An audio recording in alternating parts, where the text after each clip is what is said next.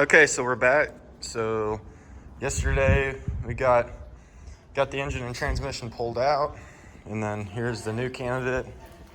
I've got the PTO cover popped off this side, but we need to pop the cover off this side and make sure the PTO fits before we go and drop it in. So we'll probably chain it up with the loader tractor and do that. And then I've got help here. That's my cousin. He's 11, so he decided to drop out of school, and he's deciding between a steel mill, being a logger, and a diesel mechanic. So we'll see what the child labor laws say about that. Okay, so first we'll get the PTO cover off. So Owen, do you want to take those 6 bolts out?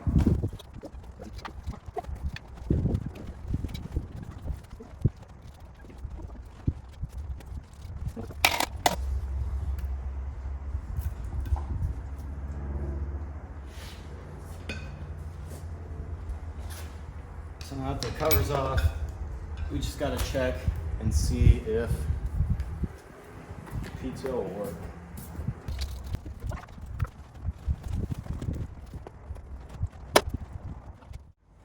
Okay, so what we're doing here is I put the PTO on the truck, and as it was on the old transmission, the gear in the case fit this way, and it doesn't mesh with the front gear on the transmission. But these gears have the same pitch. So what we're gonna do is flip the gear around. That way it'll actuate right and mesh. So inside these PTOs, you've got a little shifting fork with just a little lever. And then you've got a detent ball, sort of oval. And then down in there, if you can see, right there, you've got your detent spring. So I'm gonna pop that spring out.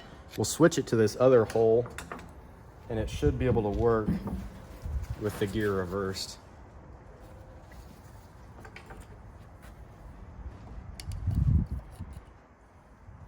So there's a little spring. Pop that in the other hole. We'll take our little plug here. And there's no direction to it, it doesn't look like. Make sure that spring's seated all the way. And then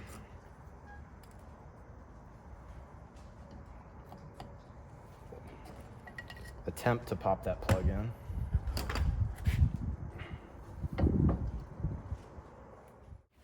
Okay, so we flip the detent around and then flip the gear around, make sure it's in the shifting lever down in there.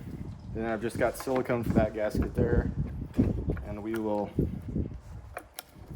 get the gear splined onto the shaft, get that in, and then put our screws in. Okay, so the gear's right and it lines up in the right position, but it needs to set a little farther out. So I'm gonna either order some shims for those, because you're meant to shim them out to adjust the gear lash, or I can make one out of the old covers if the distance ends up right. And then we're gonna try to set it in.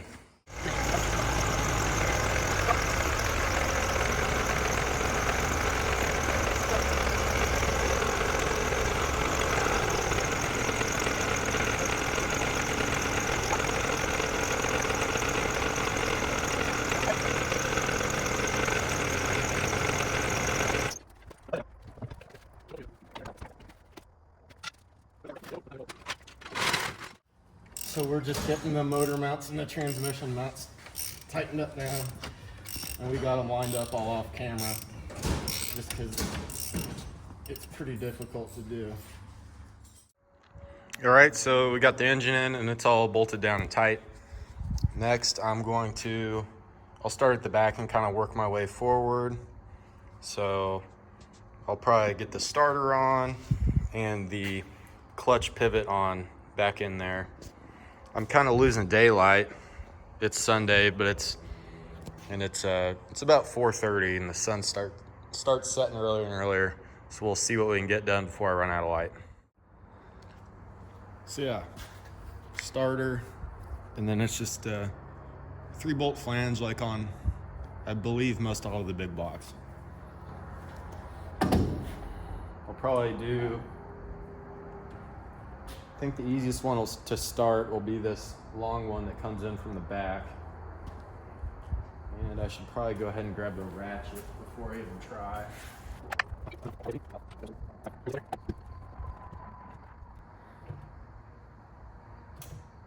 And yeah, and once you get that top one started, it'll hang there, and then we'll get the other two in before we tighten anything down.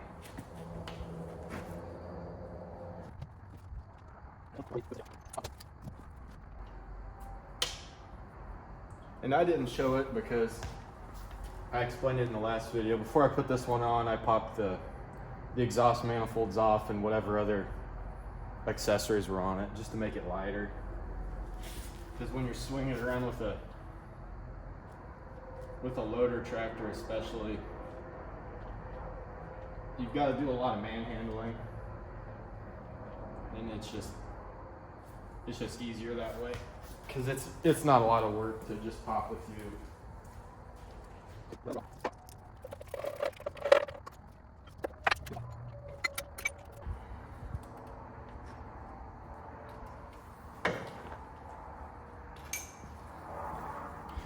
Okay, so there's a starter, and we'll move over and we will put the clutch pivot on and the linkage. So if you can see back in there, there's the ball that comes off the transmission, and then that tab with the hole in it right above it under the oil pressure sender, that's actually the like the lever that comes out of the side of the bell housing to actuate the clutch. So in between the two of those, there's this bracket, and it's got another ball on this side, so when the frame flexes, it doesn't bind up. So we'll get that wiggled in, and then it's got a bolt on the top and a bolt on the bottom. So getting this wiggled out was quite the treat. So we'll see if going back in is any easier. I don't really predict it will be, but be hopeful, right?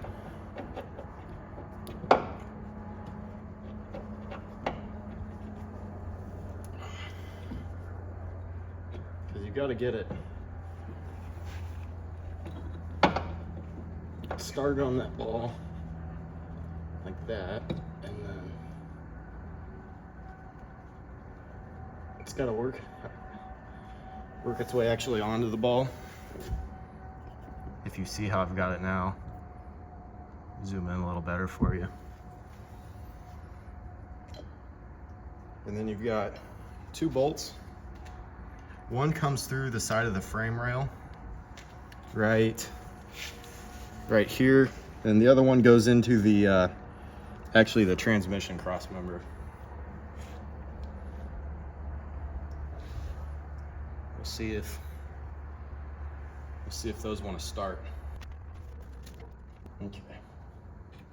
I've got that lower one through, so I'll go ahead and get a nut on it.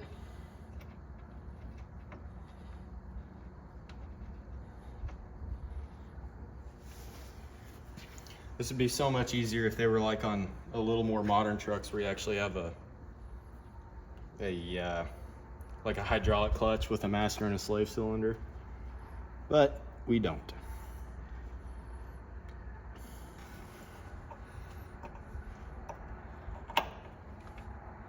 Get that through. Oh.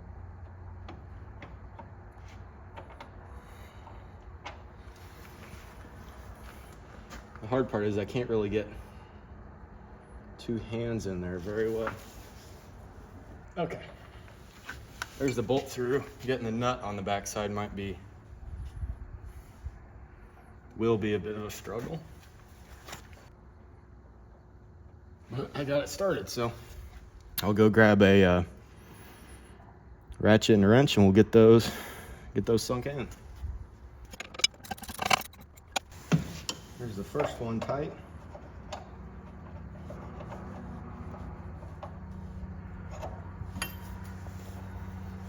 If I can get the wrench on the second one, it'd be a lot better off.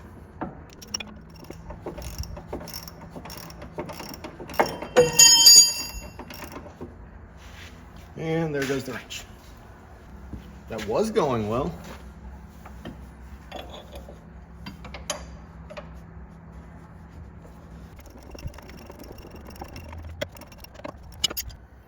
So once you get that in, you've got the actual push rod that actuates the clutch. So this part right here goes onto that pad with the tab on it right at the tip of it. Then this sits into a little groove. And then you've got a return spring on here, which also pins into where the clutch pedal comes down. And that acts as your cotter key as well. Hook our spring through there. And stretch the spring back and loop it over. And there's most of your clutch linkage. So I got that push rod adjusted, so there's just a little bit of free movement in it. You don't want it tight all the time or you'll blow your throwout bearing. So I'll get a cotter key put in right there, and then we'll have the whole clutch wrapped up. Okay, so we got that all buttoned up. See if we've got any sort of clutch pedal.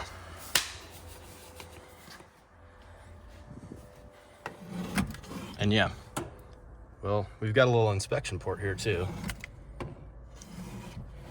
But that feels good. So move on to the next big thing. I will probably, I think, we'll get started throwing the headers back on. So obviously new exhaust manifold gaskets. I always like Felpros. I pretty much use Felpro for everything. I've never had a bad product from them. Then also, it doesn't need to be said, but anti-seize lubricant on every bolt that goes into the head. If I ever have to work on this again, which it's a Chevy dump truck, so I would like them to come back out. Yeah, before the Freightliner breaks down. So I'm gonna get this header in here. First off,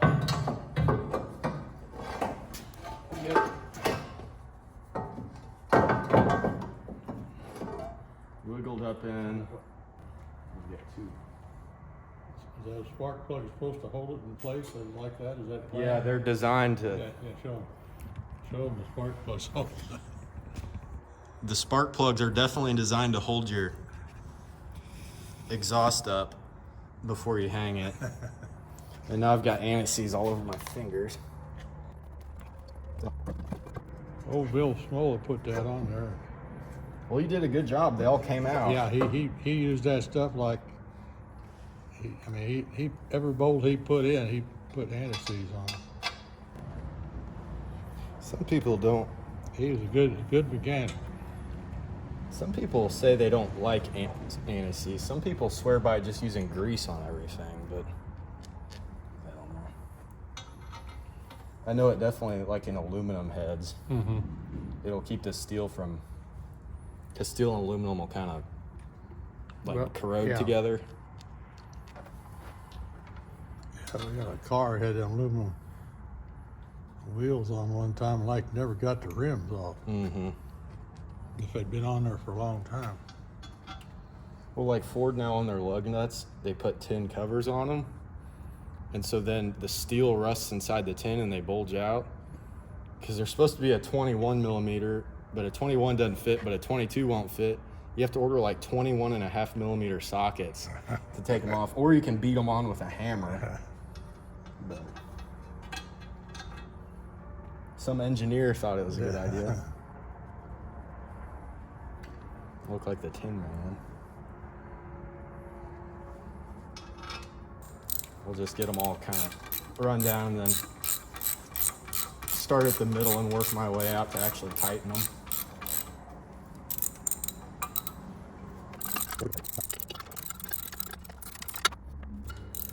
Yeah, one night I was down there in Palmyra and that shop, and there was an old guy come in there. This was like 1969, and he had whiskers about ½ inch long. And he was thin as a rail. He had a pair of cowboy boots on, had his Levi's tucked into him, didn't have a hat on. He was living on cigarettes, I think. And he asked this friend of mine, he had something to fix on his truck. Yeah. And my friend said, well, I mean, I got to get home. It's 8 or 9 o'clock at night. He said, oh, I just got to go to Detroit. I can sure make it there and back. He had a load of hogs. Yeah. I can still see that guy. He's probably. We've had a couple of people come into the shop like that. Just like, you don't really understand how they're still alive. And they're always doing something weird, like hauling chickens to Colorado, or it never makes a lick of sense. Over Wolf Creek Pass. Huh? Yeah. What was that? Earl, $30 shifting knob comes off in his hand. Drops a cigar down his pants. Like.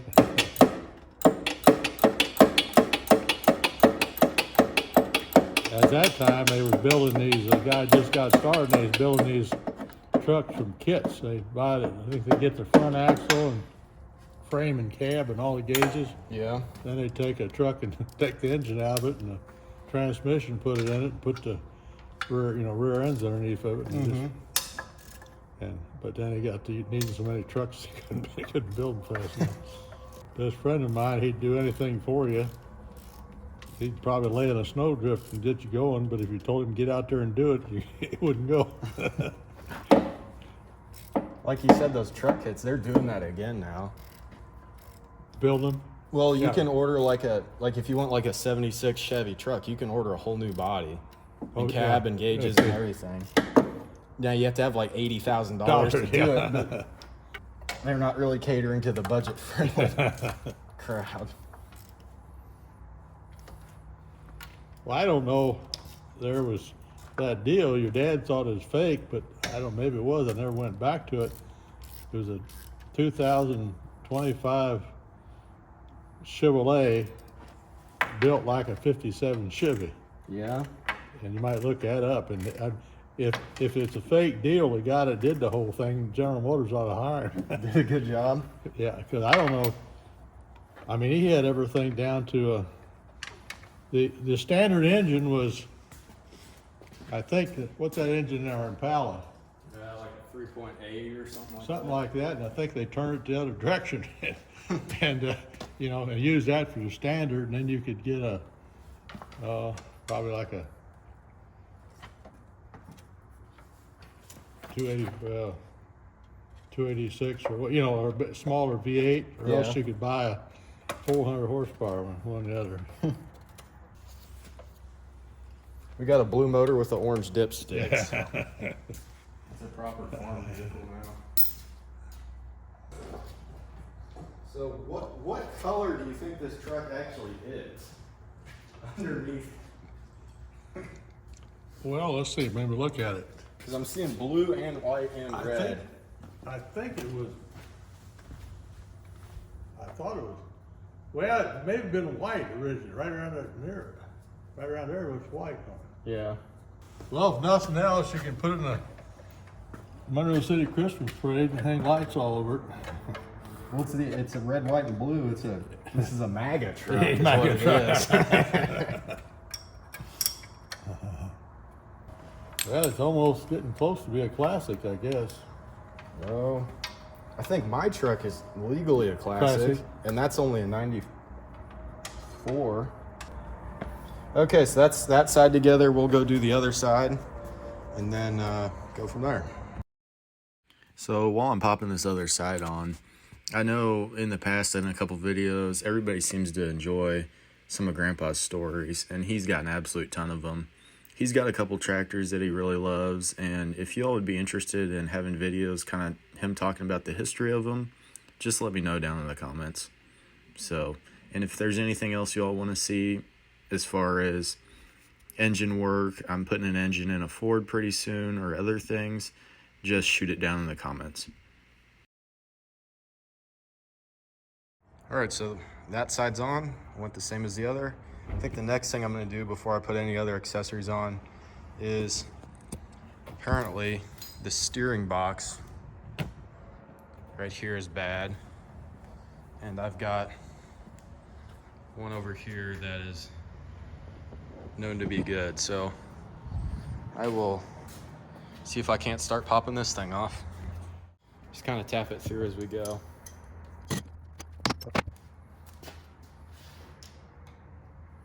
Shove a bar behind here. It's slowly creeping off. I think before I do that, I'm going to turn the wheels so they're perfectly straight. Just to make it easier.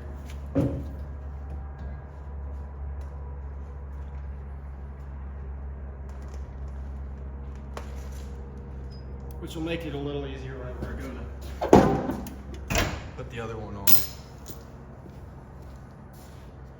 Pretty straight, so just keep at it.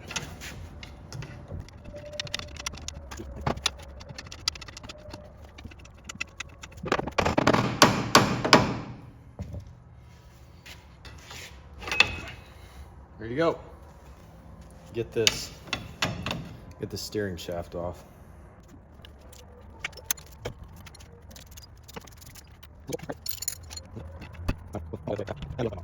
So I'm gonna come over here on the back side, and then you see that line right there. I'm gonna pop that off and then work on trying to figure out how to get this whole bracket doohickey apart.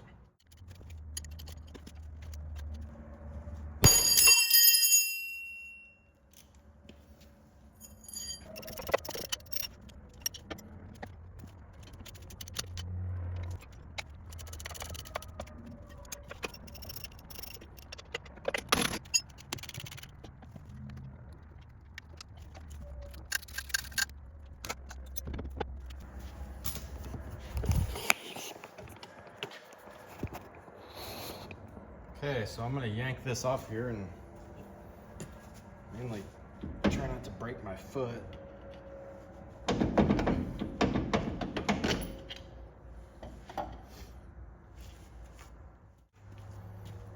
Pop this off.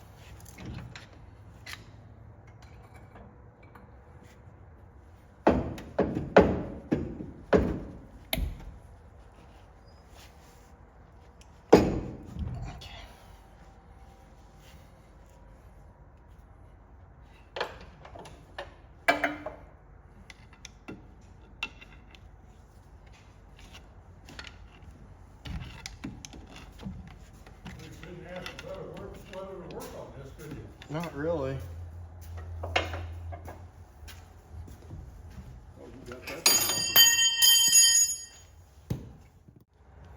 Okay, so I got that other box on. I didn't show it all because it was kind of just a lot of cussing and struggle. But essentially, your box is here, and then it comes with a bracket on the back.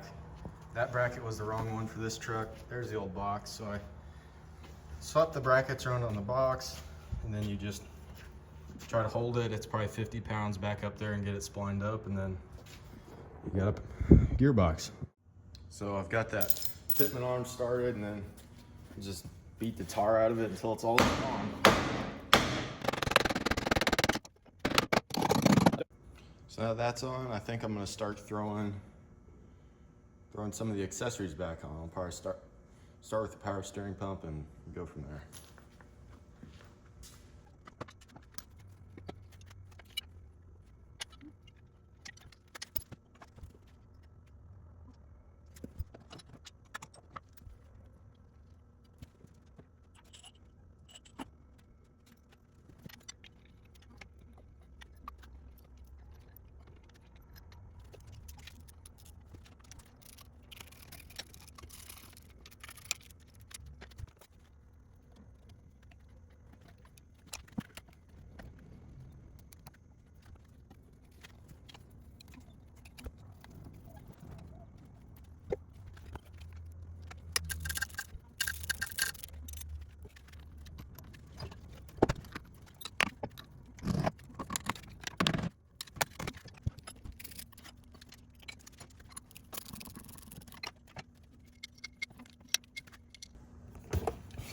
lines on.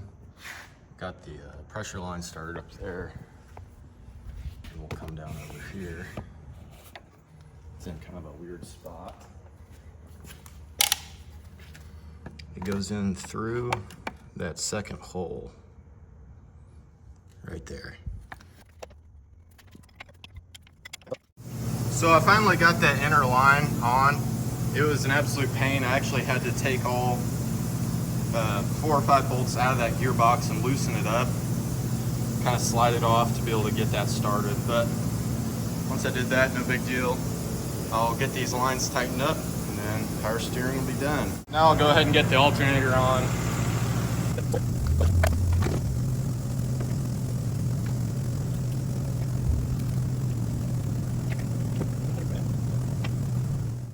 Okay, so off camera I went ahead and finished up the accessories. I got belts on. I got the wiring for the alternator wrapped up. Threw the carburetor on. I got the heater hoses. I had to change out the fitting here. It had some extra on it because this motor was actually out of a fire truck. So when it was still in the truck, it had a bunch of extra plumbing, I guess, I don't know if it had heater hoses to like heat pumps up or what, but so we'll go ahead and wrap it up down here and then we'll start getting under the truck. Okay, so I'm under the truck now. There's the hydraulic pump and there's the shaft from the PTO. There's no real good way to film this. Then there's the opening on the side and it has to mesh with that. The first tooth, they're on the right. So let's see if I can kind of show you this one-handed. As you can see, that's with the shaft pushed all the way back and it's not lining up. So I'm gonna have to shorten this shaft by, looks like about 2 inches. But I will measure that and then show you how I'm gonna do that. So how I'm gonna do this, it ended up being 2.5 inches I gotta take off. But I cut it out and I beveled them. I've got them clamped in this piece of angle irons. They stay pretty well square. And then I'm just gonna burn them in. I'll probably tack it a little bit and then turn it and make sure it stays straight. All right, so I got the PTO back on. I ended up having to make, if you look right in here, a spacer plate. I used an old cover and it turned out to be about the right thickness with a gasket on each side. So freewheels, doesn't bind, and then kick the lever on and you got a little bit of backlash, so it should be good. So I'm gonna go ahead and I'll pump some gear oil into this and then we'll go ahead and pop the shifter in. It's full of gear oil now, so I'll just drop that on, then I'll tighten those 4 down, hook up the neutral wire or the reverse wire, I'm not sure, get the splitter button put on and the floor pan in, then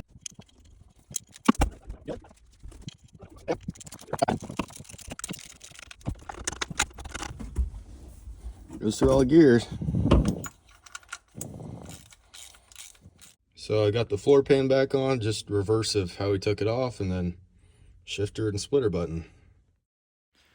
After getting that done, I wrapped up the carburetor and then the fuel line that goes up to it. It was late and I messed the video up. There wasn't any audio, so I don't have that to show, but all I really did was bolt down the carburetor and get the fuel system set up.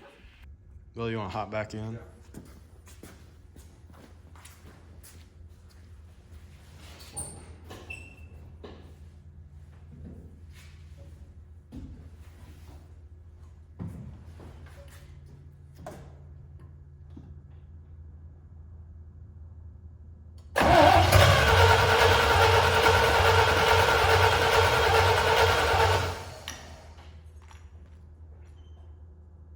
Try it.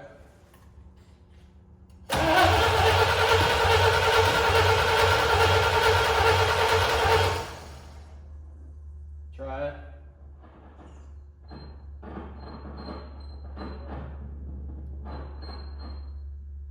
Are you hitting the gas pedal? Okay, you try it.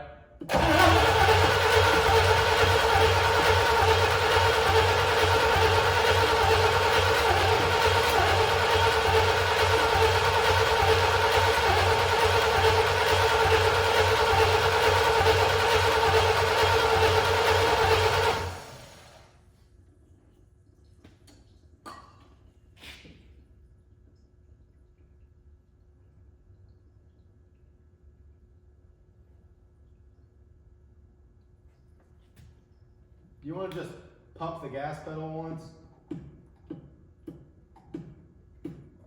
Okay, stop.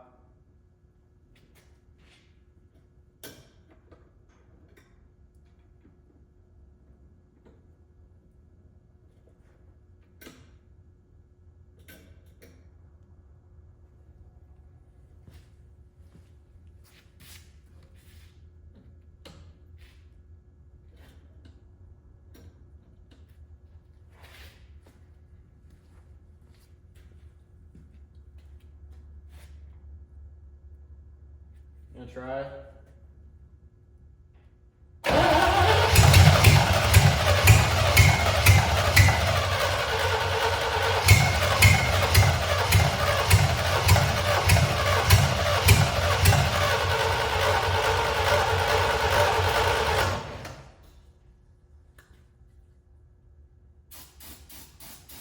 Hit it.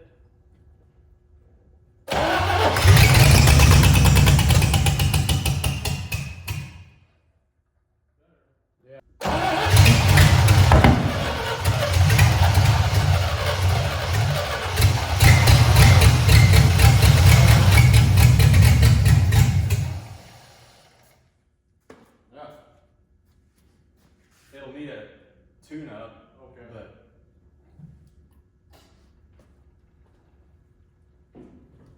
well, it runs. Yeah, you got it. You had it going when filming it. Well, I hope so.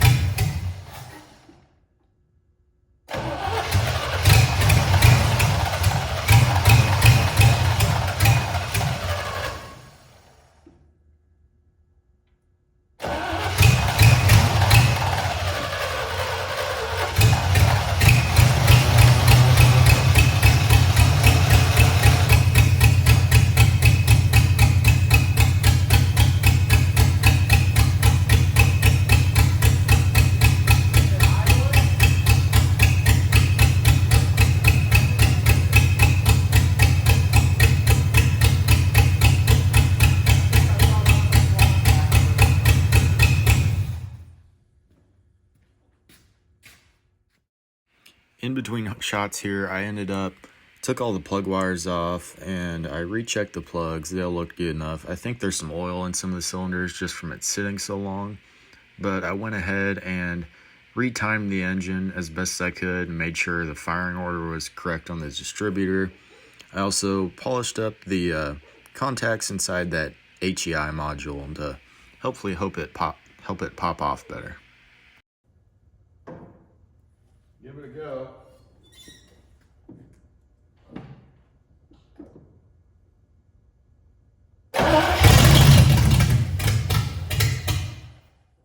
Hit it again.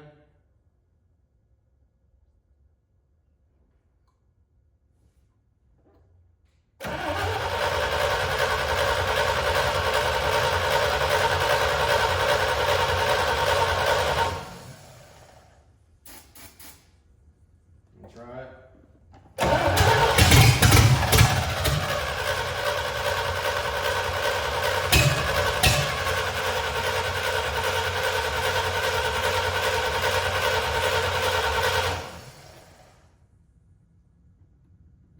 Are you pumping the gas pedal while you do it? Yeah, kind of hit it, hold it a little ways open. You know, try it now.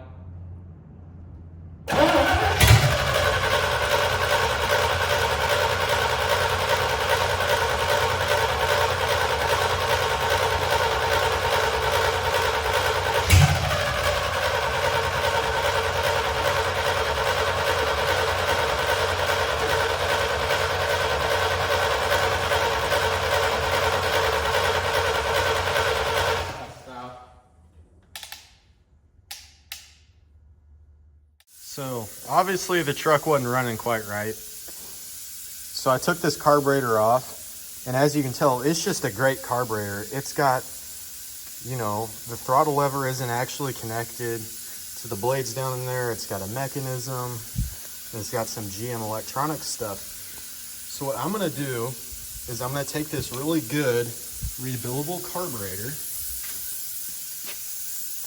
and I'm going to put it in my pile of good used carburetors to rebuild. So it's just right out here. Okay.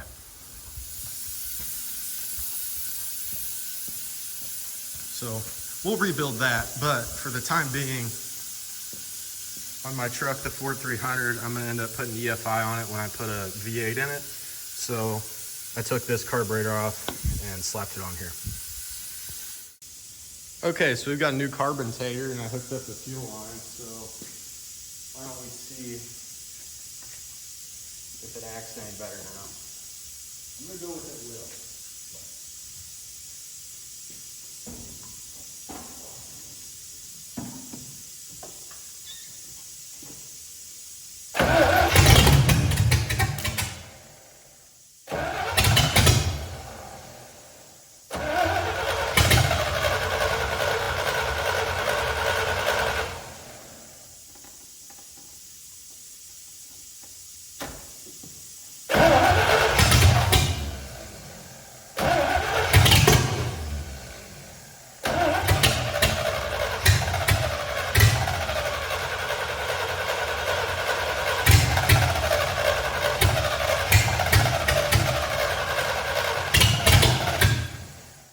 Okay, so since last time, I absolutely could not get it to prime. I think because there's so many fuel lines and it's got a heavy duty fuel filter. So I had a Holley fuel pump laying around. So I slapped that on there. I'll buy a bypass plate for that normal fuel pump, but we'll see. See if this old thing wants to run.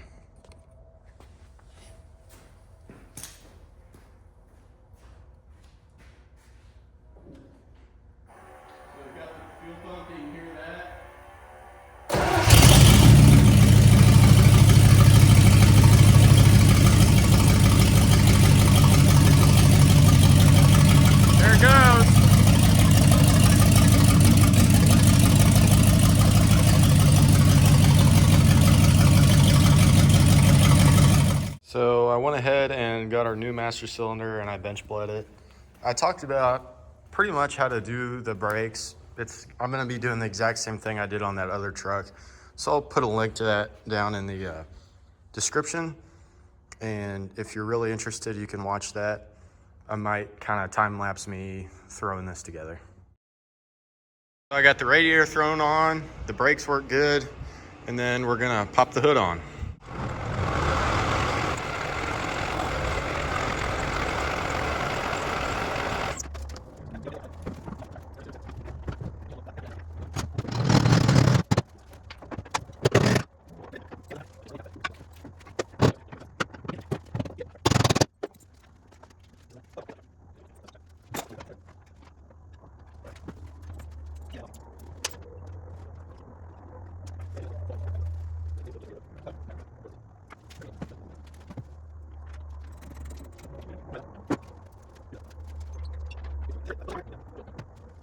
All right, so that's about a wrap. Went ahead and got the hood on, bumper on, put the radiator on. I don't think I filmed putting the radiator on. It was kind of a struggle, but there's nothing really to it. Drive shaft's in, we shortened that a little bit. Got it full of coolant. Tomorrow I gotta button up a couple electrical things and then we'll get it warm and change the oil and then see if it'll drive.